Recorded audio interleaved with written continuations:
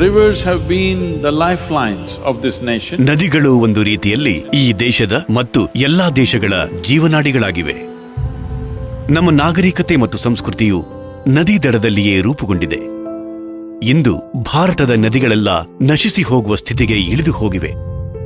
ಅಂದರೆ ಮುಂದಿನ 15-20 ವರ್ಷಗಳಲ್ಲಿ ಬಹಳಷ್ಟು ನದಿಗಳು ನಿರಂತರ ಹರಿಯದೆ ಕೇವಲ ಮಳೆಗಾಲದ ನದಿಗಳಾಗಲಿವೆ.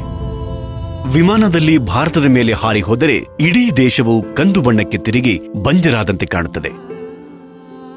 Last 4 to 5 years, the river has been almost drying up. Bima ನದಿ ಸಂಪೂರ್ಣ ಬತ್ತಿ ಹೋಗಿದೆ. ಪ್ರಧಾನപ്പെട്ട ನದಿಗಳೆಲ್ಲ ವറ്റി ತೊಡಗಿയിരിക്കുന്നു. 4 ತಿಂಗಳ ಕಾಲ ಕೃಷ್ಣಾ ನದಿಯ ನೀರು ಸಮುದ್ರವನ್ನು ತಲುಪುವುದಿಲ್ಲ.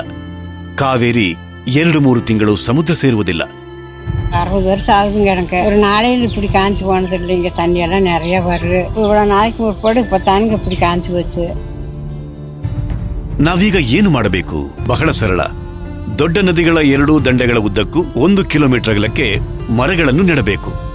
ಸರ್ಕಾರಿ ಜಮೀನಿನಲ್ಲಿ ಕಾಡು, ಖಾಸಗಿ ಜಮೀನಿನಲ್ಲಿ ಹಣ್ಣಿನ ಮರಗಳು. ಇದಾಗಬೇಕಾದರೆ ಬೆಳೆಗಾರರಿಗೆ ಸಹಾಯಧನ ನೀಡಬೇಕು. ಇದಕ್ಕಾಗಿ ಸರ್ಕಾರ ಕಾರ್ಯತತ್ಪರವಾಗಬೇಕು. ಕಾನೂನು ನಿಯಮ ತರಬೇಕು. ರೈತರ ಜಮೀನಿನಲ್ಲಿ ಅಲ್ಪಾವಧಿ ಬೆಳೆಗಳ ಬದಲು ಮರ ಆಧಾರಿತ ಬೆಳೆಗಳಾದ ಹಣ್ಣು, ತೆಂಗು, ನುಗ್ಗೆ ಇತ್ಯಾದಿಗಳು ಅಥವಾ ಔಷಧೀಯ ಗಿಡಮೂಲಿಕೆಗಳನ್ನು ಬೆಳೆಸುವುದರಿಂದ ನಾವು ರೈತರ ಆದಾಯವನ್ನು ಕೇವಲ 4-6 ವರ್ಷಗಳಲ್ಲಿ ಬಹಳ ಸುಲಭವಾಗಿ 3-8 ಬಾರಿ ಹೆಚ್ಚಿಸಬಹುದು. ಸೆಪ್ಟೆಂಬರ್ ತಿಂಗಳಲ್ಲಿ ನದಿಗಳಿಗಾಗಿ ಒಕ್ಕೂಟವನ್ನು ಏರ್ಪಡಿಸಲಿದ್ದೇವೆ. ಅಂದ್ರೆ ನಾನೇ ಖುದ್ದಾಗಿ ಚಾಲಕನಾಗಿ 16 ರಾಜ್ಯಗಳ ಜನತೆಯನ್ನು ಉದ್ದೇಶಿಸಲಿದ್ದೇನೆ. ನದಿಗಳ ದುಸ್ಥಿತಿಯ ಬಗ್ಗೆ ಜನರಲ್ಲಿ ಜಾಗೃತಿ ತರಲು ಅನೇಕ ಕಾರ್ಯಕ್ರಮಗಳನ್ನು ಹಮ್ಮಿಕೊಂಡಿದ್ದೇವೆ.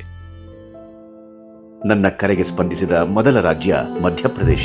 मैं सतगुरु जी के पास बैठा था, उनसे चर्चा हो रही थी, तो उनने भी मुझे कहा कि शिवराज, नर्मदा जी बचानी चाहिए और उसके लिए पेड़ लगाने का अभियान प्रारंभ होना चाहिए. ಸಾವಿರಾರು ವರ್ಷಗಳವರೆಗೆ ಈ ನದಿಗಳು ನಮ್ಮನ್ನು ತಬ್ಬಿ ಸಲಹಿವೆ. ಈಗ ನಾವು ನದಿಗಳನ್ನು ತಬ್ಬಿ ಪೋಷಿಸುವ ಸಮಯ ಬಂದಿದೆ. ಏಕೆಂದರೆ ನಮ್ಮ ದೇಶದ ಅಭಿವೃದ್ಧಿ ಇಲ್ಲಿನ ಮಹಾನದಿಗಳನ್ನು ಅವಲಂಬಿಸಿದೆ. ನಮ್ಮ ದೇಶದ ಜನಸಂಖ್ಯೆ 1.3 ಬಿಲಿಯನ್. ಇಂತಹ ಸಂದರ್ಭ ಯೋಚಿಸಿ. 1.3 ಬಿಲಿಯನ್ ಜನರಿಗೆ ನೀರು ಸಿಗುತ್ತಿಲ್ಲವೆಂದರೆ ಅವರಲ್ಲಿ ಮೂಡುವ ಅಶಾಂತಿ, ಕಚ್ಚಾಟ. ನದಿಗಳು ಹರಿಯುವುದು ನಿಂತರೆ ಭಾರತದ ಬಹಳಷ್ಟು ನೆಲ ಸುಡುಗಾಡಾಗಿ ನಿಲ್ಲುತ್ತದೆ. ಮುಂದಿನ 10-15 ವರ್ಷಗಳಲ್ಲಿ ನಾವು ತುರ್ತು ಸಕ್ರಮ ಕೈಗೊಳ್ಳದಿದ್ದರೆ ಸನ್ನಿವೇಶ ಕೈಮೀರುವುದು. ಈ ಆಂದೋಲನದಲ್ಲಿ ನಿಮ್ಮ ಕೈಲಾದಷ್ಟು ನಿಮಗೆ ತೋರಿದ ರೀತಿಯಲ್ಲಿ ಭಾಗವಹಿಸಬೇಕೆಂದು ನನ್ನ ಸವಿನಯ ಪ್ರಾರ್ಥನೆ. ಯಾರ್ಯಾರು ನೀರು ಕುಡಿಯುವರೋ ಅವರೆಲ್ಲ ಇದರಲ್ಲಿ ಭಾಗವಹಿಸಬೇಕೆಂಬುದು ನನ್ನ ಬೇಡಿಕೆ.